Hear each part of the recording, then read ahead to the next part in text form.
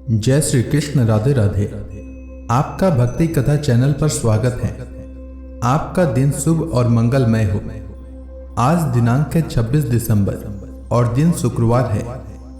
आज पौष शुक्ल पक्ष की षष्ठी है। आज सूर्योदय का समय सुबह 7:12 और सूर्यास्त शाम 5:32 तक होगा। ब्रह्म मुहूर्त रहेगा सुबह 5:23 से सुबह 6:17 तक। अभिजीत मुहूर्त रहेगा दोपहर 12:01 से दोपहर 12:42 तक। वहीं राहु काल सुबह में 11:04 से दोपहर 12:22 तक रहेगा। आज आइए सुनते हैं पौष मास कथा श्रृंखला में भक्त नवीन चंद्र की कहानी। जगदीशपुर के निकट बलाई गांव में शरद ठाकुर नामक एक आदर्श ब्राह्मण रहते थे। वे सदाचारी, संतोषी और परम भगवत भक्त थे। उनकी विद्या और शील के कारण दूर दूर तक उनकी यजमानी थी। धन की उन्हें कोई कमी नहीं रही, पर वे स्वयं अत्यंत सरल जीवन जीते थे। उनका एकमात्र पुत्र था नवीन चंद्र। नवीन स्वभाव से सरल था, पर माता पिता के अत्यधिक दुलार और घर की समृद्धि ने उसे अनुशासन से दूर कर दिया। यौवन, धन और स्वतंत्रता के प्रभाव में नवीन कुसंग में फंस गया। विलास और भोग की ओर उसका झुकाव बढ़ने लगा। माता पिता मन ही मन दुखी होते रहे, पर पुत्र मोह के कारण कठोरता न कर सके। जब स्थिति बिगड़ने लगी तो शरद ठाकुर को अपनी भूल का बोध हुआ। वे और उनकी पत्नी दोनों ही रो रो कर भगवान से प्रार्थना करने लगे। भगवान ने उनकी पुकार सुनी। कुछ समय बाद शिवेंद्र स्वामी नामक एक महात्मा गांव में आए और नदी तट पर चातुर्मास करने लगे। उनके तेज और तपस्या से प्रभावित होकर शरद ठाकुर उनसे मिले और पुत्र की दुर्दशा सुनाई।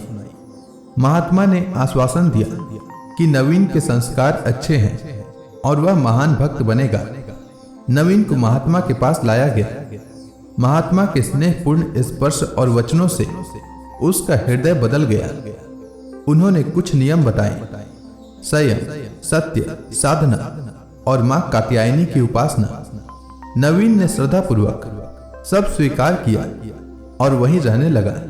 सत्संग, साधना और भगवती की कृपा से उसका जीवन पूर्णतः परिवर्तित हो गया। उसका चेहरा तेजस्वी हो उठा और भोग वासनाएं शांत होने लगी। निरंतर भजन से नवीन की भक्ति परिपक्व हो गई। एक दिन मां कात्यायनी ने उसे दिव्य दर्शन दिए और गृहस्थ जीवन में रहकर भी निष्काम भक्ति करने की आज्ञा दी। माता कात्यायनी की आज्ञा से नवीन घर लौटा, विवाह किया और पत्नी सहित आजीवन भगवती की सेवा करता रहा। यह कथा सिखाती है कि कुसंग कितना पतनकारी है और सत्संग व भगवत कृपा से जीवन कैसे उज्जवल बन सकता है। सच्ची भक्ति जीवन को बदल देने की शक्ति रखती है। तो प्रेम से बोलिए भगवान विष्णु की जय, मां कात्यायनी की जय। अब आइए सुनते हैं पौष मास कथा में भागवत पुराण का आज का अध्याय। श्री नारद जी कहते हैं, राजन, फिर भय नामक यवन राज के आज्ञाकारी सैनिक प्रज्वार और काल कन्या के साथ इस पृथ्वी तल पर सर्वत्र विचरने लगे। एक बार उन्होंने बड़े वेग से बूढ़े सांप से सुरक्षित और संसार की सब प्रकार की सुख सामग्रियों से संपन्न पुरंजनपुरी को घेर लिया। तब जिसके चुंगल में फंसकर पुरुष शीघ्र ही निस्सार हो जाता है, वह काल कन्या बलात् उस पुरी की प्रजा को भोगने लगी। उस समय वे यवन भी काल कन्या के द्वारा भोगी जाती हुई उस पुरी में चारों ओर से भिन्न भिन्न द्वारों से घुसकर उसका विध्वंस करने लगे। पुरी के इस प्रकार पीड़ित किए जाने पर उसके स्वामित्व का अभिमान रखने वाले तथा ममताग्रस्त बहुकुटुंबी राजा पुरंजन को भी नाना प्रकार के क्लेश सताने लगे। काल कन्या के आलिंगन करने से उसकी सारी श्री नष्ट हो गई तथा अत्यंत वेश्यासक्त होने के कारण वह बहुत दिन हो गया। उसकी विवेक शक्ति नष्ट हो गई। गंधर्व और यवनों ने बलात् उसका सारा ऐश्वर्य लूट लिया। उसने देखा कि सारा नगर नष्ट भ्रष्ट हो गया है। पुत्र, पौत्र, भृत्य और अमात्य वर्ग प्रतिकूल होकर अनादर करने लगे हैं। स्त्री स्नेह शून्य हो गई है। मेरी देह को काल कन्या ने वश में कर रखा है और पांचाल देश शत्रुओं के हाथों में पड़कर भ्रष्ट हो गया है। यह सब देखकर राजा पुरंजन अपार चिंता में डूब गया और उसे उस विपत्ति से छुटकारा पाने का कोई उपाय नहीं दिखाई दिया। काल कन्या ने जिन्हें निहिसार कर दिया था, उन्हीं भोगों की लालसा से वह दीन था। अपनी पारलौकी की गति और बंधुजनों के स्नेह से वंचित रहकर उसका चित्त केवल स्त्री और पुत्र के लालन पालन में ही लगा हुआ था। ऐसी अवस्था में उनसे बिछुड़ने की इच्छा न होने पर भी उसे उस पुरी को छोड़ने के लिए बाध्य होना पड़ा, क्योंकि उसे गंधर्व और यवनों ने घेर रखा था तथा काल कन्या ने कुचल दिया था। इतने में ही यवन राज भय के बड़े भाई प्रजवार ने अपने भाई का प्रिय करने के लिए उस सारी पुरी में आग लगा दी। जब वह नगरी जलने लगी तब पुरवासी, सेवक वृंद, संतान वर्ग और कुटुंब की स्वामिनी के सहित कुटुंब वत्सल पुरंजन को बड़ा दुख हुआ। नगर को काल कन्या के हाथ में पड़ा देख उसकी रक्षा करने वाले सर्प को भी बड़ी पीड़ा हुई, क्योंकि उसके निवास स्थान पर भी यवनों ने अधिकार कर लिया था और प्रजवार उस पर भी आक्रमण कर रहा था। जब उस नगर की रक्षा करने में वह सर्वथा असमर्थ हो गया, तब जिस प्रकार जलते हुए वृक्ष के कोटर में रहने वाला सर्प उससे निकलकर जाना चाहता है, उसी प्रकार उसने भी महान कष्ट से कांपते हुए वहां से भागने की इच्छा की। उसके अंग प्रत्यंग ढीले पड़ गए थे तथा गंधर्वों ने उसकी सारी शक्ति नष्ट कर दी थी। अतः जब यवन शत्रुओं ने उसे जाते देखकर रोक दिया, तब वह दुखी होकर रोने लगा। गृहसक्त पुरंजन, देह गे आदि में मैं मेरे पन का भाव रखने से अत्यंत बुद्धिहीन हो गया था। स्त्री के प्रेम पास में फंसकर वह बहुत दीन हो गया था। अब जब इनसे बिछुड़ने का समय उपस्थित हुआ, तब वह अपने पुत्री, पुत्र, पौत्र, पुत्रवधू, दामाद, नौकर और घर खजाना तथा अन्य ने जिन पदार्थों में उसकी ममता भर शेष थी, उनका भोग तो कभी का छूट गया था। उन सब के लिए इस प्रकार चिंता करने लगा, हाय, मेरी भार्या तो बहुत घर गृहस्थी वाली थी। जब मैं परलोक को चला जाऊंगा, तब यह असहाय होकर किस प्रकार अपना निर्वाह करेगी। इसे इन बाल बच्चों की चिंता ही खा जाएगी। यह मेरे भोजन किए बिना भोजन नहीं करती थी और स्नान किए बिना स्नान नहीं करती थी। सदा मेरी ही सेवा में तत्पर रहती थी। मैं कभी रूठ जाता था तो यह बड़ी भयभीत हो जाती थी और झिड़कने लगता तो डर के मारे चुप रह जाती थी। मुझसे कोई भूल हो जाती तो यह मुझे सचेत कर देती थी। मुझ में इसका इतना अधिक स्नेह है कि यदि मैं कभी परदेश चला जाता था तो यह विरह व्यथा से सूख कर कांटा हो जाती थी। यूं तो यह वीर माता है, तो भी मेरे पीछे क्या यह गृहस्थाश्रम का व्यवहार चला सकेगी। मेरे चले जाने पर एकमात्र मेरे ही सहारे रहने वाले एक पुत्र और पुत्री भी कैसे जीवन धारण करेंगे। ये तो बीच समुद्र में नाव टूट जाने से व्याकुल हुए यात्रियों के समान बिलबिलाने लगेंगे। यद्यपि ज्ञान दृष्टि से उसे शोक करना उचित न था, फिर भी अज्ञानवश राजा पुरंजन इस प्रकार दिन बुद्धि से अपनी स्त्री पुत्रादि के लिए शोकाकुल हो रहा था। इसी प्रकार उसे पकड़ने के लिए वहां भय नामक यवन राज आ धमका। जब यवन लोग उसे पशु के समान बांधकर अपने स्थान को ले चले, तब उसके अनुचरगण अत्यंत आतुर और शोकाकुल होकर उसके साथ हो लिए। यवनों द्वारा रोका हुआ सर्प भी उस पुरी को छोड़कर इन सब के साथ ही चल दिया। उसके जाते ही सारा नगर छिन्न भिन्न होकर अपने कारण में लीन हो गया। इस प्रकार महाबली यवन राज के बलपूर्वक खींचने पर भी राजा पुरंजन ने अज्ञानवश अपने हितैषी एवं पुराने मित्र अविज्ञात का स्मरण नहीं किया। उस निर्दय राजा ने जिन यज्ञ पशुओं की बलि दी थी वे उसकी दी हुई पीड़ा को याद करके उसे क्रोधपूर्वक कुठारों से काटने लगे। वह वर्षों तक विवेकहीन अवस्था में अपार अंधकार में पड़ा निरंतर कष्ट भोगता रहा। स्त्री की आसक्ति से उसकी यह दुर्गति हुई थी। अंत समय में भी पुरंजन को उसी का चिंतन बना हुआ था। इसलिए दूसरे जन्म में वह नृपश्रेष्ठ विदर्भ राज के यहाँ सुंदरी कन्या होकर उत्पन्न हुआ। जब यह विदर्भ नंदनी विवाह योग्य हुई तब विदर्भ राज ने घोषित कर दिया कि इसे सर्वश्रेष्ठ पराक्रमी वीर ही ब्याह सकेगा। तब शत्रुओं के नगरों को जीतने वाले पांडेय नरेश महाराज मलय ध्वज ने समर भूमि में समस्त राजाओं को जीतकर उसके साथ विवाह किया। उससे महाराज मलय ध्वज ने एक श्याम लोचना कन्या और उससे छोटे 7 पुत्र उत्पन्न किए जो आगे चलकर द्रविड़ देश के 7 राजा हुए।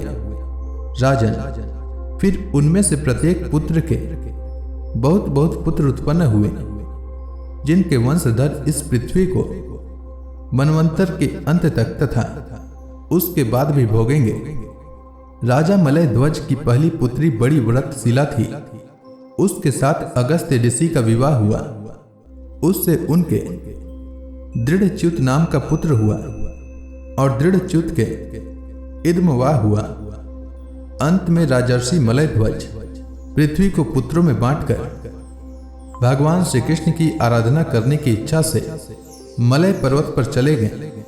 उस समय चंद्रिका जिस प्रकार चंद्रदेव का अनुसरण करती है उसी प्रकार मतलोचना वैदर्भी ने अपने घर, पुत्र और समस्त भोगों को तिलांजलि दे पांडेय नरेश का अनुगमन किया। वहां चंद्रवसा, ताम्रपर्णी और वटोदका नाम की 3 नदियां थीं। उनके पवित्र जल में स्नान करके वे प्रतिदिन अपने शरीर और अंतःकरण को निर्मल करते थे। वहां रहकर उन्होंने कंद, बीज, मूल, फल, पुष्प, पत्ते, तृण और जल से ही निर्वाह करते हुए बड़ा कठोर तप किया। इससे धीरे धीरे उनका शरीर बहुत सूख गया। महाराज मलय ध्वज ने सर्वत्र समदृष्टि रखकर शीतोष्ण, वर्षा वायु, भूख प्यास, प्रिय अप्रिय और सुख दुख आदि सभी द्वंद्वों को जीत लिया।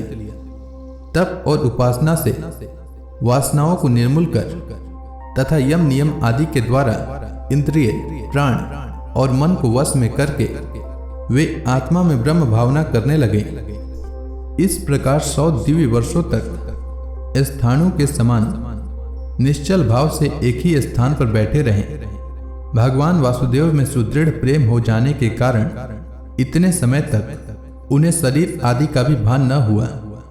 राजन, गुरु स्वरूप साक्षात श्रीहरि के उपदेश किए हुए तथा अपने अंतःकरण में सब और स्फूर्ति होने वाले विशुद्ध विज्ञान दीपक से उन्होंने देखा कि अंतःकरण की वृत्ति का प्रकाशक आत्मा स्वप्नावस्था की भांति देहादि समस्त उपाधियों में व्याप्त तथा उनसे पृथक भी है।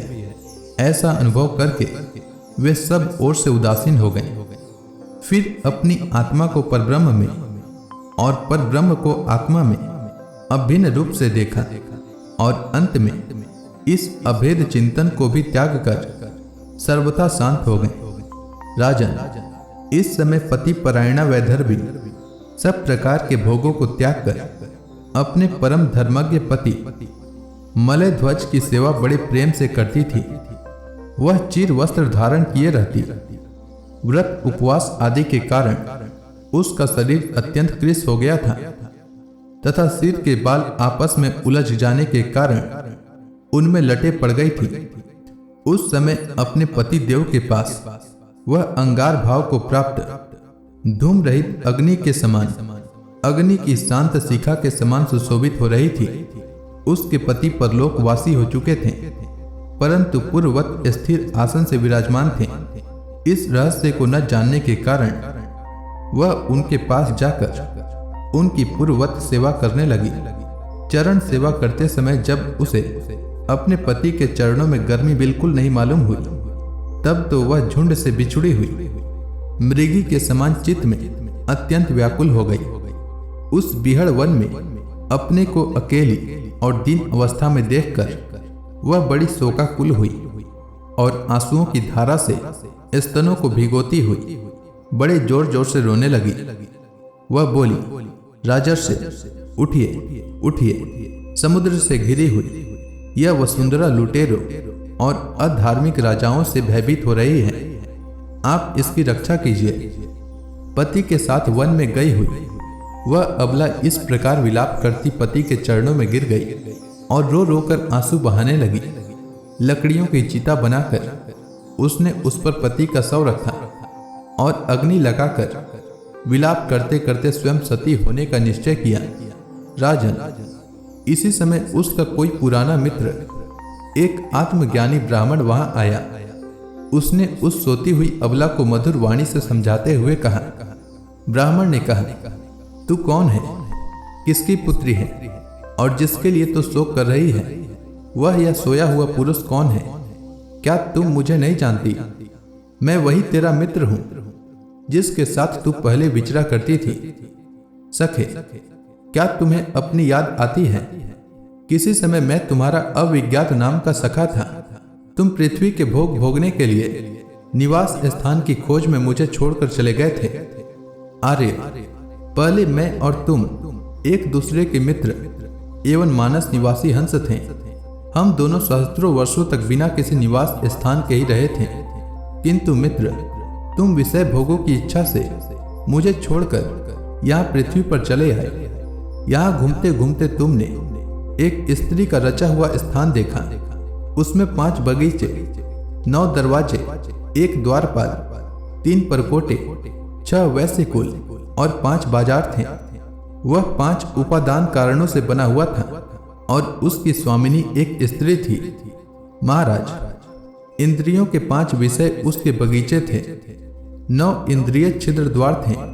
तेज, जल, अन्न, 3 परकोटे थे। मन और 5 ज्ञानेंद्रियां, 6 वैसे कुल थे। क्रिया शक्ति रूप कर्मेंद्रियां ही बाजार थी।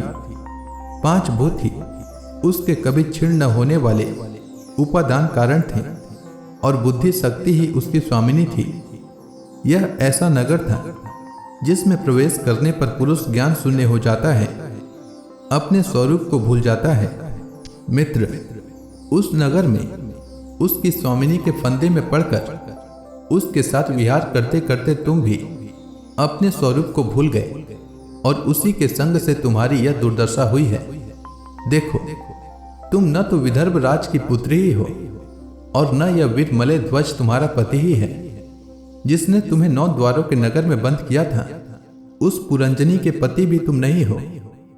तुम पहले जन्म में अपने को पुरुष समझते थे और अब सती स्त्री मानते हो। यह सब मेरी ही फैलाई हुई माया है। वास्तव में तुम न पुरुष हो न स्त्री, हम दोनों तो हंस हैं। हमारा जो वास्तविक स्वरूप है उसका अनुभव करो। मित्र, जो मैं ईश्वर हूं वही तुम जीव हो। तुम मुझसे भिन्न नहीं हो और तुम विचार पूर्वक देखो, मैं भी वही हूं जो तुम हो। ज्ञानी पुरुष हम दोनों में कभी थोड़ा सा भी अंतर नहीं देखते। जैसे एक पुरुष अपने शरीर की परछाई को शीशे में और किसी व्यक्ति के नेत्र में भिन्न भिन्न रूप से देखता है, वैसे ही एक ही आत्मा विद्या और अविद्या की उपाधि के भेद से अपने को ईश्वर और जीव के रूप में 2 प्रकार से देख रहा है। इस प्रकार जब हंस यानी ईश्वर ने उसे सावधान किया, तब वह मानसरोवर का हंस यानी जीव अपने स्वरूप में स्थित हो गया और उसे अपने मित्र के विच्छोह से भूला हुआ आत्मज्ञान फिर प्राप्त हो गया। प्राचीन बधी, मैंने तुम्हें परोक्ष रूप से यह आत्मज्ञान का दिव्य दर्शन कराया है, क्योंकि जगतकर्ता जगदीश्वर को परोक्ष वर्णन ही अधिक प्रिय है। तो प्रेम से बोलिए भगवान विष्णु की जय, समस्त देवी देवताओं की जय। इसी के साथ यह अध्याय समाप्त हुआ।